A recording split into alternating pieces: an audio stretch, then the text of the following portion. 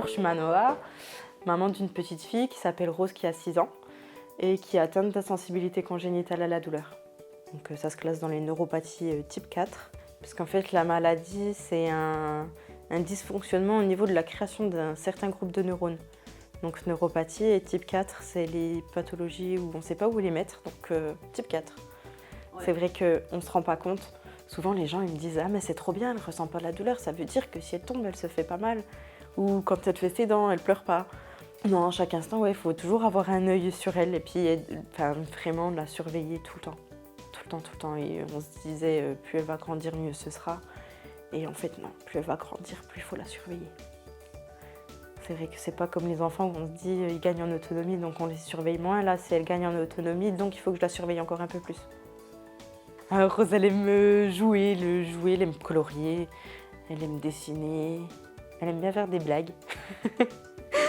Elle rigole souvent. En fait, c'est une enfant normale, pleine de joie de vivre et puis souriante, toujours. Moi, c'est vrai que j'ai beaucoup de questions pour l'avenir. Parce qu'on ne sait pas comment ça va se passer. On ne sait pas ce qui nous attend et du coup, avoir un certain recul justement sur la maladie et pouvoir avancer normalement.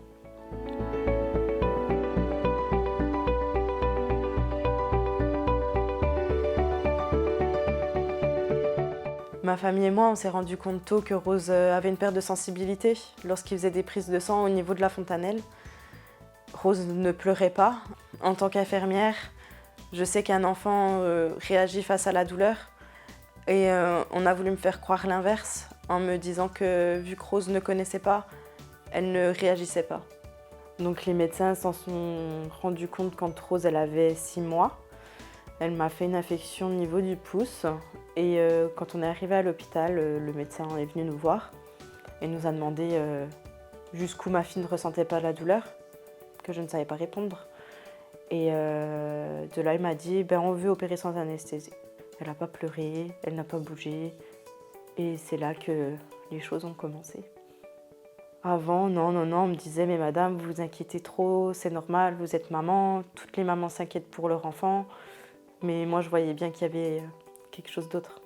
C'est là que les médecins se sont dit qu'il y a vraiment un problème quelque part et qu'on a été pris au sérieux. Et un jour, j'ai rencontré un médecin où je lui ai dit « Écoutez, je préfère qu'on me dise « Madame, je ne sais pas, que vous inquiétez pas, madame, ça va aller. » Et vraiment, c'est là que j'ai senti que ce médecin était impliqué dans ce qu'il faisait et c'était un médecin auquel je pouvais faire confiance.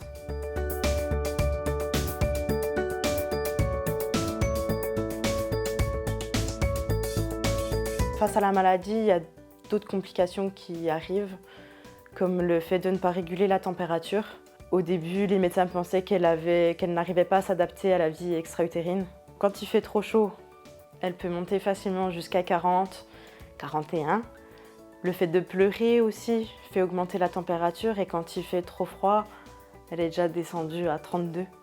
Et à 32, un enfant peut rentrer en coma. Et du coup, c'est vrai que c'est compliqué. Après, la deuxième complication, ça a été l'automutilation. Quand Rose a commencé à avoir des dents, elle a commencé à découvrir son corps. Donc, ce que font tous les enfants, mettre les mains à la bouche.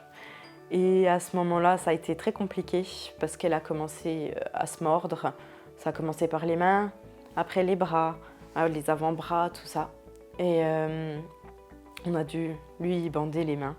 Enfin, avec ma maman, on lui a dit « Si tu veux mettre du vernis sur tes ongles, il faut que tu arrêtes de te mordre. » Et c'est comme ça que ça s'est arrêté. Donc du coup, elle a les ongles peints maintenant. Oui, tout le temps.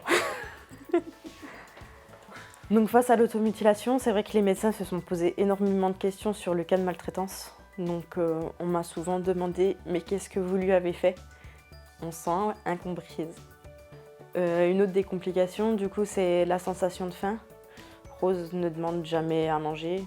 Même la sensation de soif, elle ne va jamais demander à boire.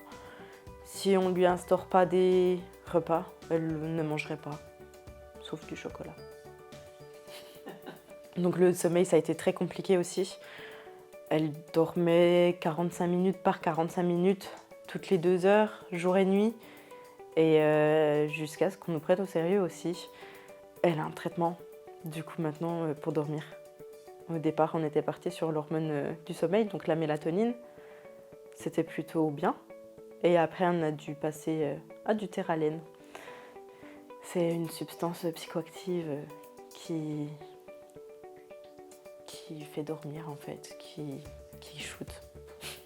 Et à un moment donné, c'est vrai que le Theralène faisait de moins en moins effet.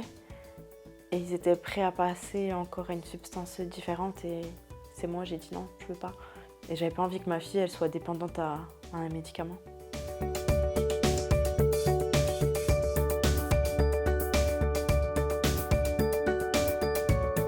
Donc la reconnaissance auprès de la MDPH a été très difficile. Donc on a commencé les démarches très tôt. On a eu plusieurs visites de médecins qui sont venus à la maison, médecins, psychologues, pour voir les comportements de Rose. Ça a mis à peu près 8 mois avant que Rose elle soit reconnue handicapée vraiment à 80%. 8 mois où il faut envoyer des certificats médicaux d'un médecin pour savoir si les choses ont évolué ou pas, et beaucoup de papiers.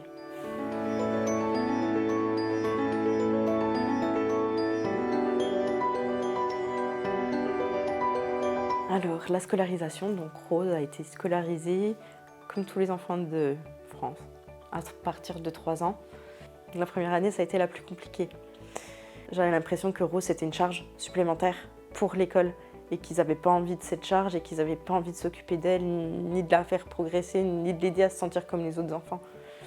Parce qu'aujourd'hui, Rose commence à se sentir différente. Et c'est compliqué. Quand on a 6 ans et puis qu'on commence à dire moi aussi je veux y arriver comme mes copains, c'est compliqué. On écoute ce que dit Rose et puis on essaye de l'aider au maximum pour qu'elle se sente bien à l'école.